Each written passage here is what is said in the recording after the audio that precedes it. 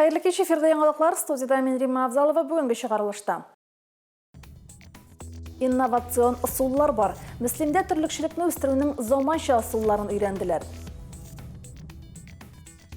Әйді халыққа хизметке, bu атнада жерлі үзидарәләр хөнәри бәйрәмнәрен билгеләп үтә. Каберләргә ни булган? Мислим зиратындагы вазгыятькә журналистлар ачыклык кертә. Хәзер һәм башка вакыйгалар хакында тулырак. Терлekçilikне инновацион үстерү югары продуктлылыкка һәм сыйфатлы продукцияга юл. Семинар киңәшмә шулай дип исемләнгән иде. Анда Татарстан Республикасы авыл хуҗалыгы һәм азык-төлек министры Марат Җаббаров катнашты. Семинар киңәшмәгә 9 районнан ветеринария табиблары, инвесторлар, хуҗалык җитәкчеләре һәм зоотехниклар килде. Семинардан Фәрида Гайнетдинова репортажы. Семинар киңәшмәдә Минзәлә, Менделеевск, Түбән Кама, Тукай, Әгерҗе, Актаныш, Алабуга һәм Зәй районнарыннан район авыл хуҗалыгы идарәләре һәм авыл хуҗалыгы формированиелары вәкилләре катнашты. Күргәзмәдә Мөслим район эшмәкәрләре үзләре җитештергән продукцияны тәкъдим иттеләр. Шулай ук терлекчелек юнәлешендә продукция җитештерү белән шөгыльләнүче сатучыларның да товарлары белән танышырга мөмкин иде. Авыл хуҗалыгында булган хәлләр белән белешеп тора тиеш. Безнең җитештерү кая бара, кайсы юнәлештә эшли, һәм без шуларга яраклаштырып, кадрларны да без укыту өлкәсендә җайларга тиеш, яңа программалар кертергә и һәр вакытта инде Татарстан экономикасына зур өлеш кадрлар ягыннан поддержка булырга тиеш дип уйлыйбыз инде. Услышали результаты работы других хозяйств. Сегодня в нашем хозяйстве, из нашего хозяйства приехал замдиректора по животноводству. Он получил благодарственное письмо за успешную работу. В этом году мы прибавили на 150% продукцию в первом квартале 2024 года. Мы компания «Август» всегда открыты. Мы показываем, как работаем в животноводстве, с животными. Наше производство, к сожалению, с такой биологической обстановкой мы не можем пригласить на комплекс, показать это вживую. Это будет все на экране показано, рассказано. А так это такие зональные семинар-совещания, я считаю, что это очень полезно. Күргәзмә белән Татарстан Республикасы авыл хуҗалыгы һәм азык-төлек министры Марат Җаббаров та танышты. Үз продукцияларын тәкъдим итүчеләрнең фикер тәкъдимнәрен тыңлады, сораулар бирде. Ул шулай ук семинар киңәшмәнең пленар утырышында да булды. Что касается животноводства, вот тоже видели, я считаю, что очень хорошая выставка, присутствует много компаний, да, могу присутствовать еще больше компаний. На сегодняшний день у нас производство молока составляет 4800 тонн, мы в сравнении с прошлым годом идем 7% ростом, это практически 300 тонн. Шара барышында министрны район башлыгы Альберт Хуҗин узатып бирде. Киңәшмәдә катнашучыларны Мөслим районының терлекчелек тармагындагы күрсәткечләре белән таныштырды. Марат Җаббаров һәм Альберт Хуҗин терлекчелек юнәлешендә яхшы күрсәткечләргә ирешкән һәм тырыш хезмәт кылган бер төркем алдынгыларны бүләкләделәр. Алдынгыларга Татарстан Республикасы авыл хуҗалыгы һәм азык-төлек министрлыгының рәхмәт хатлары һәм мактау грамоталары бирелде. Марат Җаббаров эш визиты барышында Фаизы һәм авыл хуҗалыгы җитештерү кооперативында булды. Биредә җитештерү цехларын карады, эш барышы белән танышты. Шайка фермер хуҗалыгында министр килүе шатлыклы вакыйгага туры килде. Биредә яңа сафка баскан катнаш азык цехын кулланылышка тапшырып, кызыл лентаны кистеләр. Biz bugün bulduk bir sizce yatıran kooperatifte, Faiz kooperatifte, o sütünü хуҗалыклардан җыя, личный подсобный хозяйстволардан җыя, команда эшкәртеп, дальнейшая реализация. Бұл тоже районда шундый переработчик, шундый молокосборщик булу бик кирәкле, яхшы әйбер инде, файдалы әйбер. Менә бүген бик зур, бик көчле комбикорма производство, менә бүген ачып җибәрделәр, сәгатенә 10 тонна комбикорма чыгара торган, бик современный, полностью российский оборудование белән эшләнгән. Киләчәктә дә обслуживание запчастлар белән проблем булмаячак. Бу да инде район эчендә, хуҗалык эчендә и кеше хуҗалыклар эчендә бик яхшы проект. Авыл хуҗалыгы икътисадны тулыландыручы, халыкның яшәешен тәэмин итүче, киләчәккә ышанычны булдыручы тармак. Шуңа күрә дә әлеге юнәлештә кечкенә яисә ашыгыш булмаган мәсьәләләр була алмый. Авыл хуҗалыгында һәр мәсьәлә, һәр юнәлеш әһәмиятле һәм бик мөһим булып кала бирә. Фәрида Гайнетдинова, Динар Нуретдинов, Мөслим телевидениесе.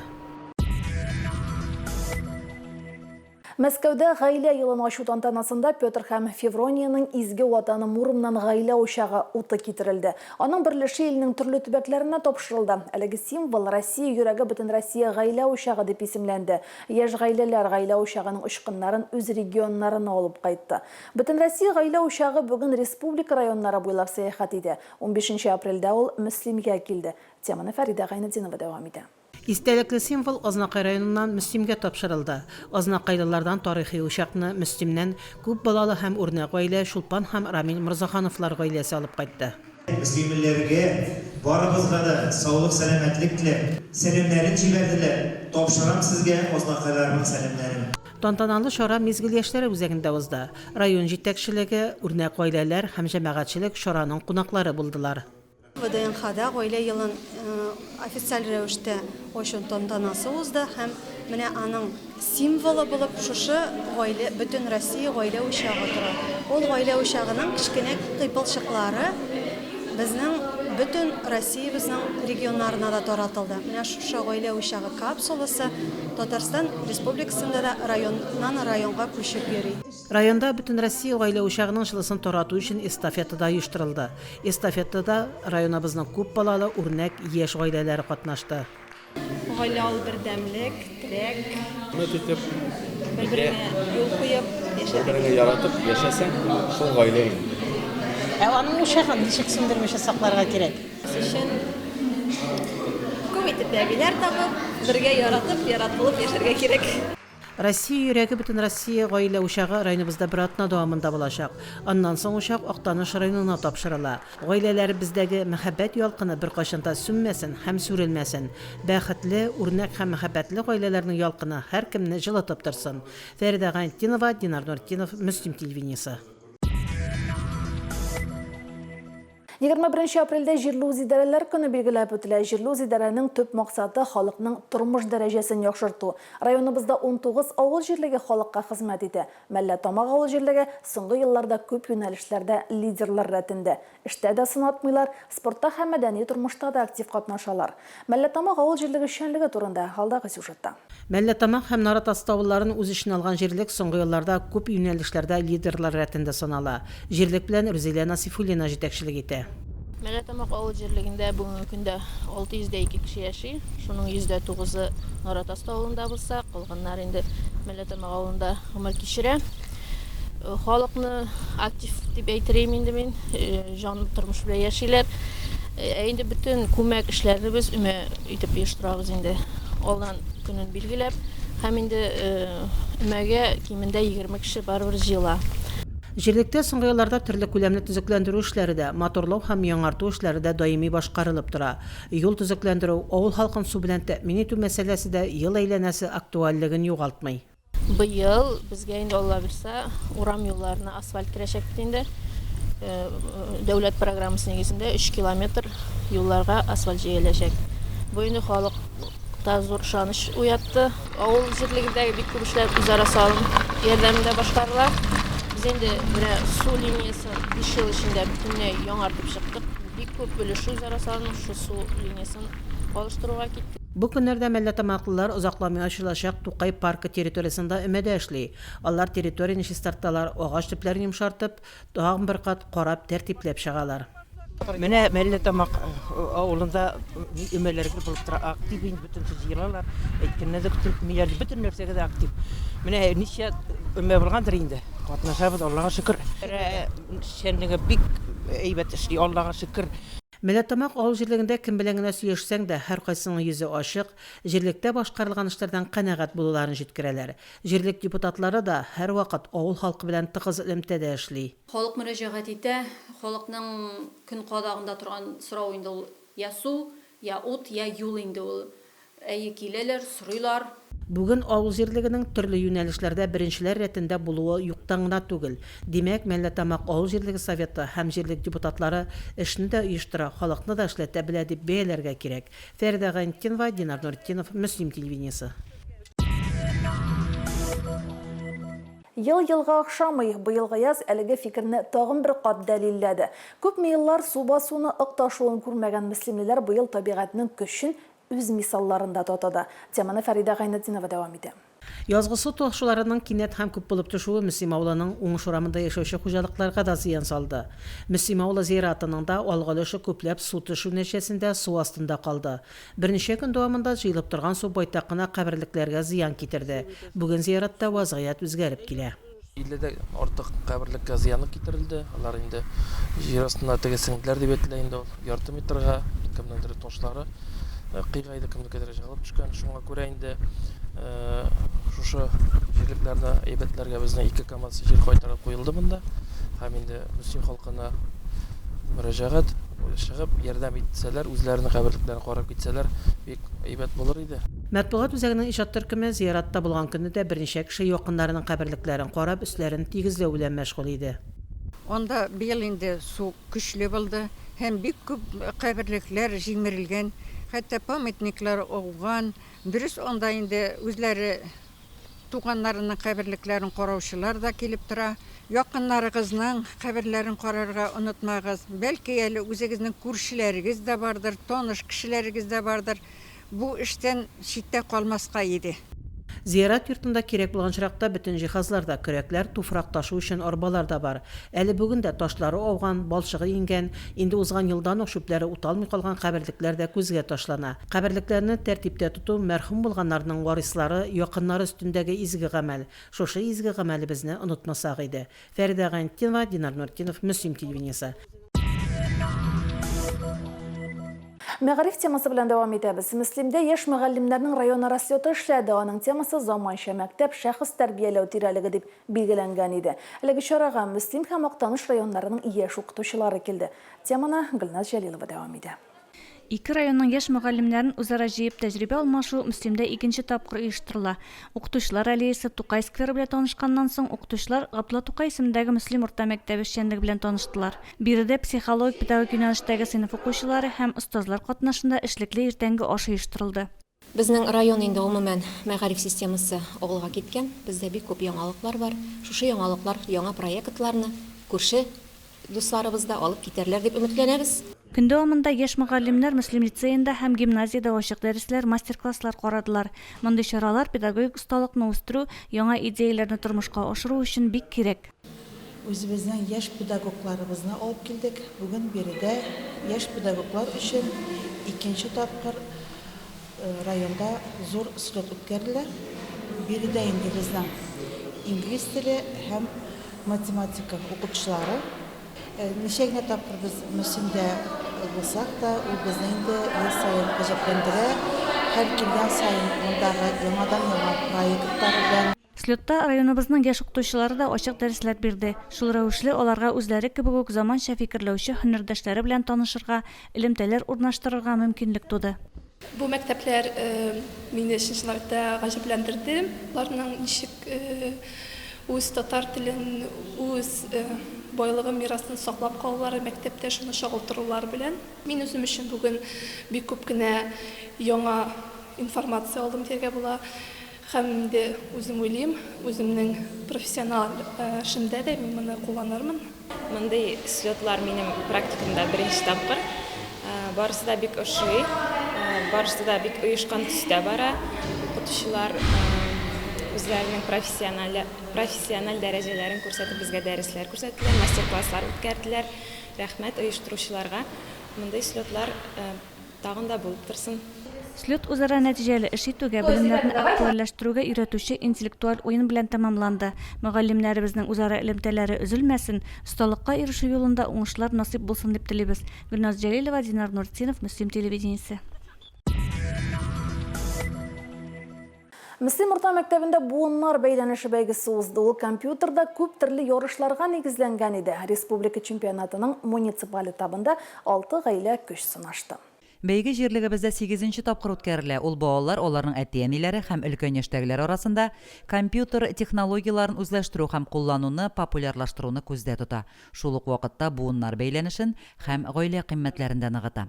Россиядә быел гаилә елы икән исәпкә алып, бу соревнование династия дип атала. Монда безнең әбиләр, бабайлар һәм аларның балалары һәм оныклары катнашында үткәрелә. Бу бәйгедә беренче тапкыр катнашабыз. Без компьютерда эшлибез, тестлар эшлибез. Компьютерны беләм инде, үземнең менә кирәкле әйберләрне беләм инде, монда ничек булыр инде.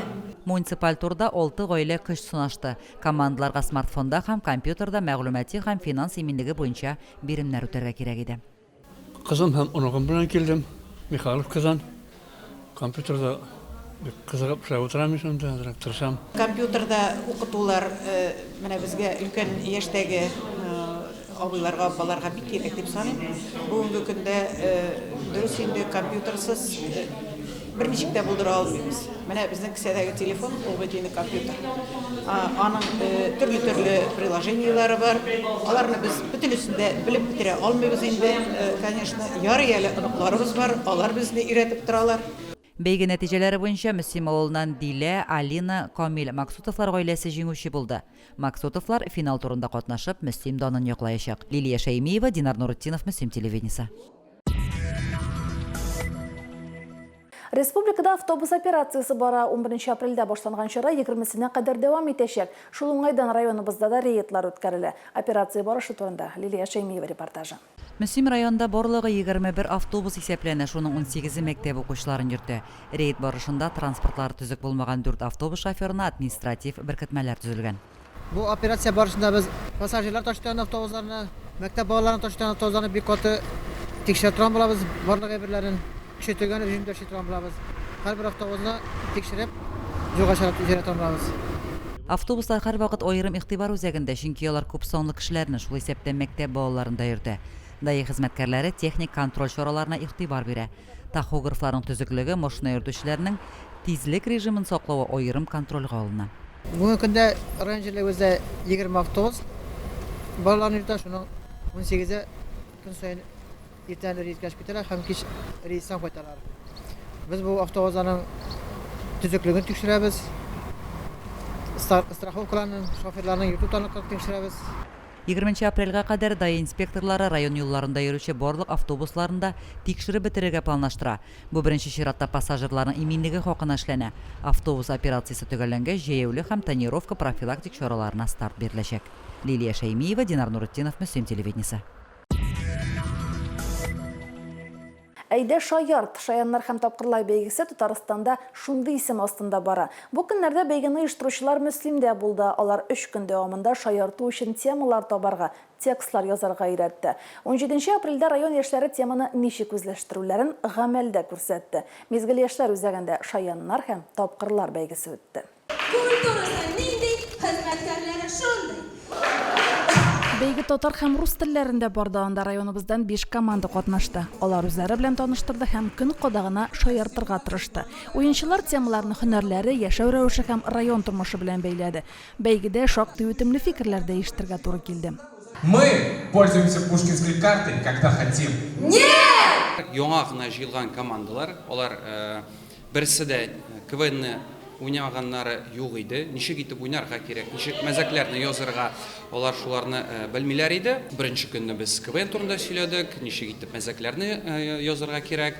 Икенче көнне без инде алар өчен алар белән бергә материал җыйдык, уйлап таптык кайберләренә стиль команды, нәрсә турында шаяртачаклар. 3 мәктәптән кешеләрне җыйдык та команда ясадык, бер команда. 3 көн әзерләндек. Дөресрәк номерлар куярга, нәрсә әйтергә, нәрсә әйтмәскә, ничек үзеңне күрсәтергә. Мәктәп балаларына авыррак инде әзрәк, булай булыштылар безгә. Шаярта белү тапкырлыкта яшь чикләүләре юк. 25-30 яшьлек яшьләр белән бер рәттән мәктәп укучылары, студентлар да тапкырлыкта көчен сынады һәм сынатмадылар. Җанатарларның сорауларына да җавап бирделәр. Без инде 5 балалар бакчаларына җыелган тәрбиячеләр. КВНга 3 көн эчендә әзерләндек. Башта бик авыррак булды. Чөнки без тәрбиячеләр буларак инде барыбер сценалар гына, балачага акылы белән эшләдек дисәк тә була инде. Оннан соң инде безнең шушы ике үзебезнең өйрәтүче егетебез инде ничек кирәк, шулай итеп әйбәтләп өйрәтеп, бу җирләрне алсагыз, бу әйберләрне куйсагыз бик кызык була дип, шулай итеп әзерләндек. Бик каушыйбыз, бик борчылабыз, ләкин инде без моны булдырабыз. Чыгышыбызны инде төрле ярамый дигән темаларны алып ташлап, күбрәк инде Мөслим территориясында үзебезнең районда аңлашырлык итеп төзедек. Юморны да шушы үзебез белгән кешеләрне катнаштырып. Башта куркыта әлбәттә, ләкин без бит инде беренче тапкыр катнашуыбыз. Әле КВНны шул телевизордан гына карап беләбез. Бүген инде үзебез уйнап карадык. Әкәмәт кызык һәм бик шундый яңа тәҗрибә дип әйтим. Авыр булмады. Бу КВНга инде без уже 11 ел әзерләндек. 11 ел әле. Шуңа күрә бүгенге катнашуның итокларын бүген күрәшәк результатын. Рәхмәт әйтәбез килә үзебезнең администрациягә. Беренче атта Альберт Робертовичка шундый мизгелдә мотор шундый шара оештырган өчен. Жюри командаларның юмор хисенә, сәхнә осталыгына, тапкырлыгына карап бәя бирде. Бәйгедә Техношарики һәм Детсад командалары беренче урынны алды. Гран-прины Әхмәт Адидас һәм мәдәният хезмәткәрләре командалары отты. Гран-при отучылар Мөслим данын республика күләмендә яклаячак. Римма Абзалова, Динар Нуруддинов, Мөслим телевидениесе. Бүгенге шулар, мен Римма Абзалова, сезнең белән сау булашам. Алда сезне бүләккә җыр тапшыру көтә. Бездән аерылмагыз.